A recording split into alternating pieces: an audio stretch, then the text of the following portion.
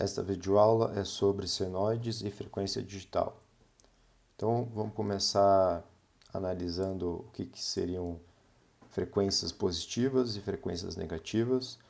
Primeiro que só faz sentido a gente falar em frequência positiva e negativa se a gente tem uma senoide complexa. Então, aqui a gente tem um e elevado a j ômega 0t, que usando a identidade de Euler a gente reescreve como cosseno de ômega 0t mais j seno de ômega 0t.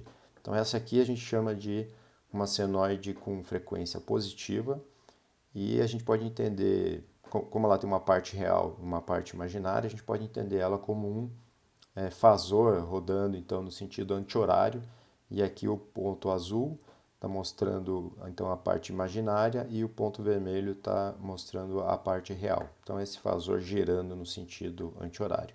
Já uma senoide de frequência negativa, só faz sentido falar em frequência negativa para a senoide complexa, que é a senoide que tem uma parte real e uma parte imaginária. Nesse caso, a parte imaginária, então, tem um sinal negativo, que herda aqui da parte da exponencial, e a gente pode entender, então, como um fasor girando no sentido agora horário, né? Então, isso seriam, então, as frequências positivas e negativas. A gente pode combinar, então, duas senoides complexas, uma com frequência negativa e uma com frequência positiva. Se cada uma delas tiver amplitude meio, então elas, quando forem somadas, as partes imaginárias se cancelam e a gente tem então o cosseno. Então é uma maneira de reescrever o cosseno a partir de duas senoides complexas, uma com frequência positiva, uma com frequência negativa e cada uma com amplitude meio. Então aqui graficamente a gente vê os dois fasores girando, um no sentido horário, o outro no sentido anti-horário, e as partes imaginárias se cancelando, sobrando só então uma parte real, que é esse cosseno. Se a gente então ajustar as amplitudes dessas senoides, da frequência positiva, a gente colocar uma amplitude de menos j sobre 2, e da frequência negativa, a gente colocar uma amplitude de j sobre 2, a gente então tem o seno, né? Então é fácil ver, basta pegar então a identidade de Euler e trabalhar, a gente consegue tirar isso aqui. Bom, então a ideia é a gente trabalhar com senoides complexas porque elas são mais versáteis. A gente consegue representar tanto sinais complexos quanto sinais reais. Se a gente quiser então uma senoide real, a gente vai ter que somar então de novo, né, duas senoides complexas, uma com frequência positiva, outra com frequência negativa, cada uma com meio da amplitude, a gente volta a ter o nosso cosseno, né? E, de novo, se for seno, a gente tem que ajustar a amplitude, então, menos j sobre 2, e aqui j sobre 2 para a gente ter o seno. Então, esse é o protótipo da nossa senoide. Senoide aqui no tempo contínuo, porque a variável t é uma variável real, frequência também é uma variável real.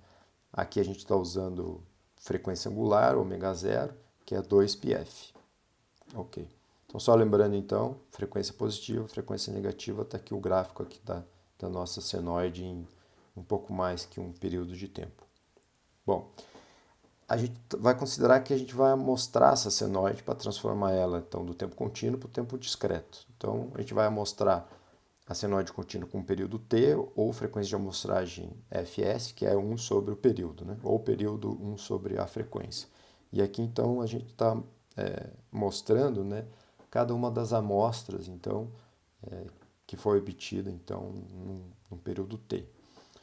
Se a gente for escrever essa amostragem, né, a gente diz que o sinal no tempo discreto, ou a senoide no tempo discreto, são as amostras da senoide de tempo contínuo só nos instantes de tempo nzinho, né, que são o índice da amostra, vezes tzão, que é o período de amostragem. Então, substituindo nessa expressão, né, na expressão anterior, né, que é a expressão da nossa senoide no tempo contínuo, no lugar do tzinho, a gente coloca então n tzão, a gente tem essa expressão 2πf0 nzinho tzão, e então substituindo no lugar do período de amostragem 1 sobre fs, a gente tem essa expressão aqui.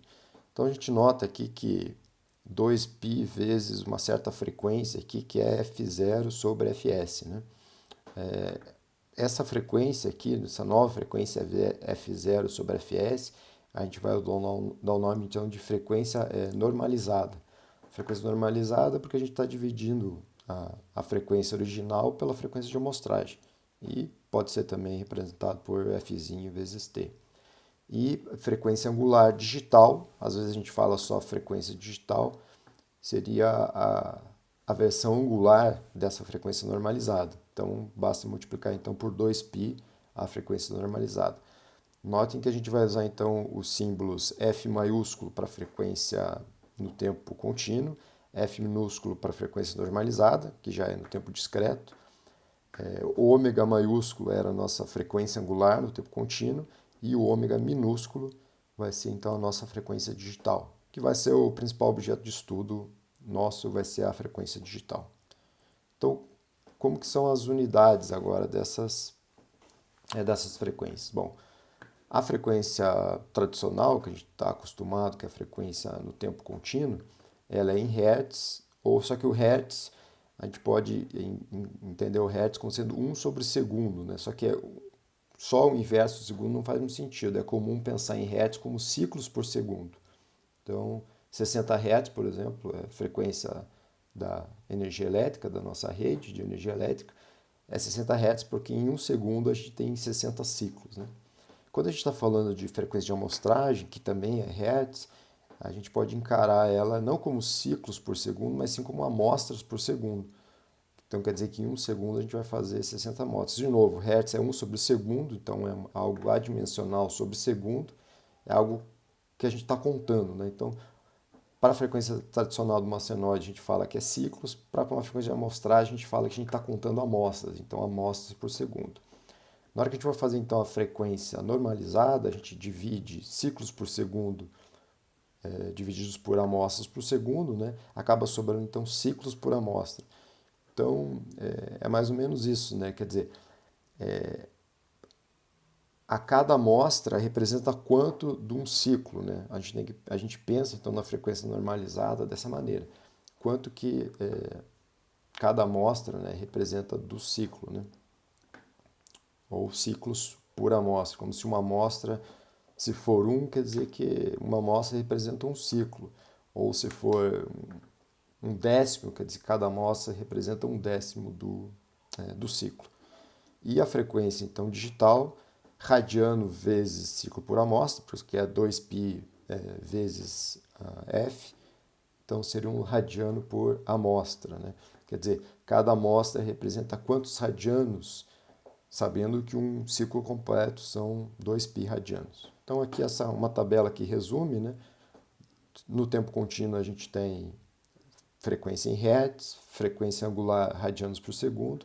Na hora que a gente converte então para o tempo discreto, que a gente está mostrando essa senoide, a gente está dividindo a frequência tradicional pela frequência de amostragem, a gente tem a nossa frequência normalizada, F, ou frequência digital, que é 2π vezes Fzinho, ou aqui já mostrando com a frequência angular, ômegazão vezes T, o período de amostragem. De novo, frequência normalizada tem unidade de ciclos por amostra e frequência digital tem unidade de radianos por amostra. Em termos de intervalo ou limite dessas frequências, para a frequência angular e frequência tradicional não tem limite. No caso da frequência digital ou frequência normalizada, a gente tem esses limites aqui de menos π a π para a frequência angular e para a frequência digital, perdão, e para a frequência normalizada, o limite é menos meio a meio. O jeito de entender esses limites é que você pode entender já sabendo que a frequência de amostragem tem que ser no mínimo o dobro da maior frequência do sinal, que seria essa frequência F. Isso tem a ver com a gente conseguir representar pelo menos um ciclo, a gente vai precisar de duas amostras, né? Ou de uma outra maneira que a gente vai ver analisando então como as senoides são periódicas, né? Vamos ver uns plots aqui, alguns gráficos de senoides discretas. Então aqui tem essas duas senoides aqui, uma senoide com frequência zero, obviamente é um sinal contínuo, e uma senoide aqui com frequência π sobre 10. Vamos aproveitar e plotar também essas senoides aqui com o Python no nosso Spider. Então aqui eu já deixei preparado. Peguei um intervalo aqui então para o n, né, que é o índice da amostra de menos 10 a 30, e frequência então π sobre 10 aqui, né? Então lembrando que essa frequência ômega π sobre 10 está dizendo que é radianos por amostra, como se cada amostra fosse π sobre 10 do ciclo total, que são 2π, né? Então, executando aqui, a gente obtém então esse nosso gráfico da senoide. Então, pensando de novo, né? Frequência aqui, π sobre 10 radianos por amostra. Cada amostra significa π sobre 10 dos 2π, que é um ciclo completo. Então, daqui a gente já pode pensar, se cada amostra é π sobre 10, quantas amostras a gente precisa para completar um ciclo, né? Então, para completar um ciclo é 2π, cada uma é π sobre 10, então a gente precisa de 20 amostras. Então, vamos contar aqui. 1, 2, 3, 4, 5, 6, 7, 8, 9, 10, 11, 12, 13, 14, 15, 16, 17, 18, 19, 20. Então, aqui, com 20 amostras, a gente completa um ciclo.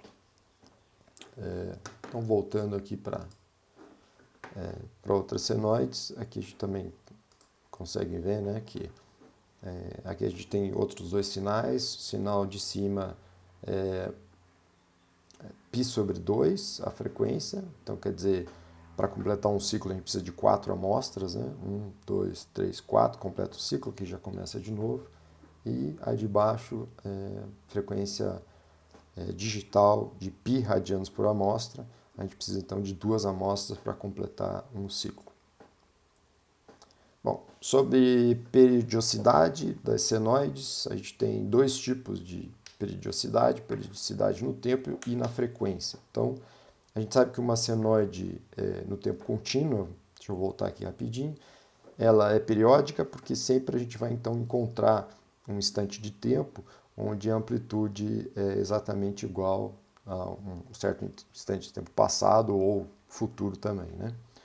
Já para a senoide no tempo discreto, né, não é sempre que acontece isso. Então a gente tenta encontrar aqui, por exemplo, uma amostra num tempo n igual a uma amostra no tempo nzinho, que mostra no tempo nzinho é igual a uma amostra no tempo nzinho mais nzão. E aí disso a gente vê que isso acontece só se, substituindo, né, nzinho mais nzão aqui no lugar do nzinho, a gente vê que isso só acontece quando essa parcela aqui, que é o ômega 0n, o ômega 0 aqui é a frequência, né, fixa que a gente está colocando para essa senoide, só quando essa parcela aqui então é igual a 2πk, porque daí sim o cosseno vai ter o mesmo valor, né? Quando que ômega 0 vezes nzão é igual a 2πk? É quando ômega 0 ou F0, ou quando ômega 0 é igual a 2πk sobre n, ou F0 é igual a k sobre n, para um k qualquer, né? K inteiro, na verdade. Né? Então, para a senoide ser discreta, para uma senoide discreta ser periódica, a frequência digital, vamos falar só da frequência digital, ela tem que ser racional em 2π. Então, por que tem que isso acontecer? Caso contrário, então não há repetição da amplitude, porque a cada ciclo a amplitude vai ser diferente. Então, alguns exemplos, né? Senoides periódicas, são aquelas que têm frequência de π, π sobre 3, π sobre 30, todos múltiplos racionais de 2π. Né?